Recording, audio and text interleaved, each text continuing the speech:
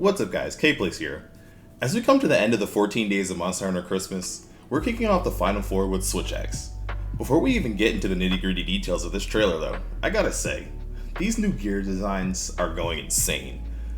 I know people had that whole fear of Bits on 6 weapon designs after World, but after seeing a few of the new ones, I really want to believe that they learned their lesson. I mean, look at this awesome Wuxia style armor set, paired with what might be a new bug monster maybe? That's what I'm getting out of these gnarly serrated looking claws tied to the blade with flowing cloth. It's a perfect mix between elegant and crude.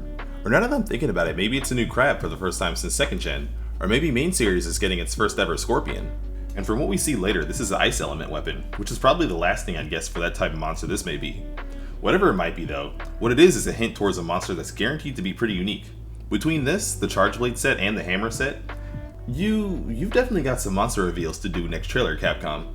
Most likely a new map too actually, since these are giving much more of a creepy Carly vibe than the Desert Dwellers that we've seen so far. But Gamescom wishlist aside, let's dig into this trailer.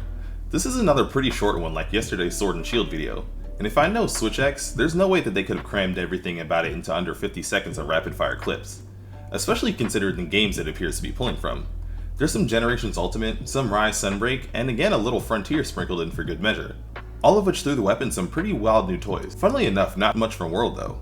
We start off with a brief demo of the basic axe and sword mode combos. Aside from this new fast uppercut, I don't recognize anything as new here. This replaces the old, slower upwards chop, making it look like Switch X is another weapon that's getting a bit of the fast forward button in Wilds. From what I remember, the sword mode combos look pretty much the same as they always have. Cutting right to the focus strike, Switch X's combo of choice here is a sped up version of the Trans Slash from Generations Ultimate, skipping the sword mode portion of that combo and going straight into a very quick elemental discharge. This one's reminding me a bit of Greatsword's focus strike in the sense that you probably will be able to hit multiple wounds at once instead of focusing on just one between the wide axe sweeps and the explosion. Then we go right into the rapid cut trailer ending clips, but as quickly as they plowed right through it, there's a ton to digest here. First, there's yet another example of the everybody gets counters trend as the hunter quickly parries with the sword and slashes back with a 2-hit combo. Some people might see this and compare right away to Sunbreak's elemental burst counter, but there's much less of a wait in a stance to unleash a file explosion than it is a simpler reactive counter. That's leading me to think that they're pulling more from Frontier's moveset here, and we'll get to more evidence of that in a sec. Before we get there though, we catch the tail end of what looks like Rise's invincible Gambit Silkbind, a move that gave Switch X some crazy forward mobility and a pretty long period of uninterruptible super armor. Unfortunately, they didn't choose to show this going into a monster attack, so we don't know if that second feature of the move is still there though, but if it is, it paired pretty nicely with the moveset getting a counter built into it. Switch X usually relies pretty much exclusively on rolls and evade extender boosted side hops for safety, so getting not just one but possibly 2 dedicated defensive moves, I'm guessing could end up being pretty beneficial for keeping up the offense. And speaking of offense, we wrap things up with a painfully short, I might add, look at what was probably my favorite part of this entire trailer. Main series is finally getting Frontier's Light Blade mode. For those of you that aren't aware, in Frontier this weapon was called Switch X F, with the F obviously standing for Frontier.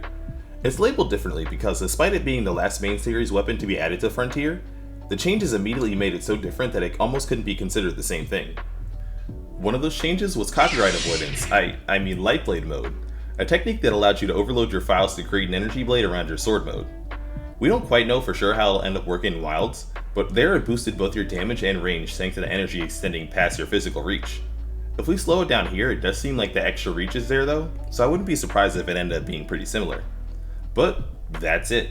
They went through this one at a breakneck pace. No signs of the latch-on zero-sum discharge from World, Rise's favorites like Soaring Wyvern Blade, or Amp Sword mode, but if you ask me, this trailer probably could have used like 15 to 20 more seconds.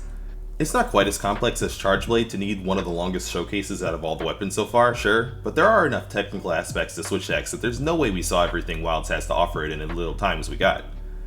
I don't know how you Switch X mains feel about that, but if it were me, I'd be less disappointed and more excited, because it means full gameplay will probably bring you guys a lot more surprises. That aside though, then there were 3. I'm excited for what the final trio has in store for us, and what they have in store for us for that 3rd promotional trailer. If we see one more crazy new gear design teasing a new monster in these last couple of reveals, I think I'm going to lose it with anticipation. The couple we've gotten so far have been putting in some serious overtime in these trailers. I love them, but I think we'd also like to see some more.